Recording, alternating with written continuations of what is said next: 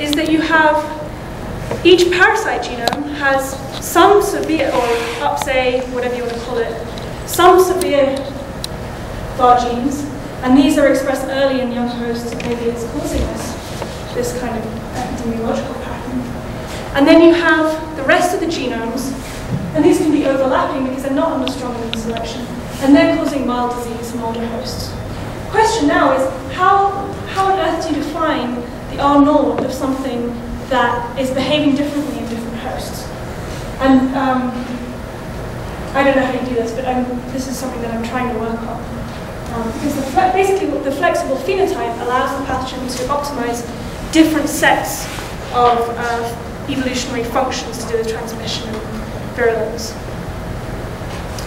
And there's been recent work by Steve Frank and Robin Bush, where they talk about this trade-off between functionality and immune evasion in viruses. And they make the observation that measles, which is very homogeneous and conserved, is highly transmissible in young hosts. And then the flu virus is highly diverse and infects a much wider age range of hosts. And they argue that this could be some kind of interspecies competition where basically measles has taken up that optimal host that has no immune response. And it's very functional, but it's not going to be able to evade the immune response. And flu has basically opted for the other strategy. So, my opinion is that the malaria parasite is probably doing the same kind of trade-off, but on the level of the individual genome. So rather than having severe and mild strains, each parasite has the option of being either one in different hosts, which complicates this idea of trying to define strains in the first place. How much is this trade-off among viruses between transmissibility and immune evasion genes?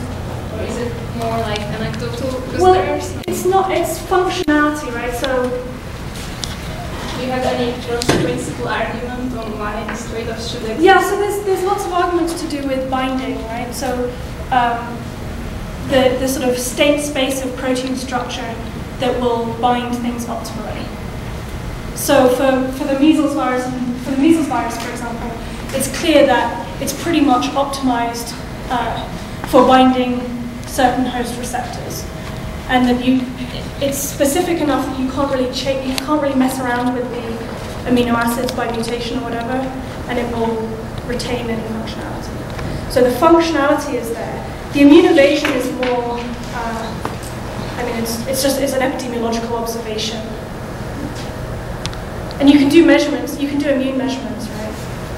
And do cross-reactivity measurements. Like Derek Smith's work, where he basically did an antigenic comparison of all the flu strains since 1957 or whatever, and he shows that the immunogenicity grows over time.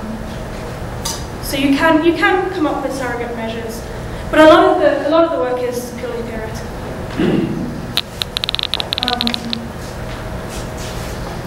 What time is it? Okay. Should we break and then come back? Yes. Okay, so what, 20 minutes to come back? Or do you want to come back and take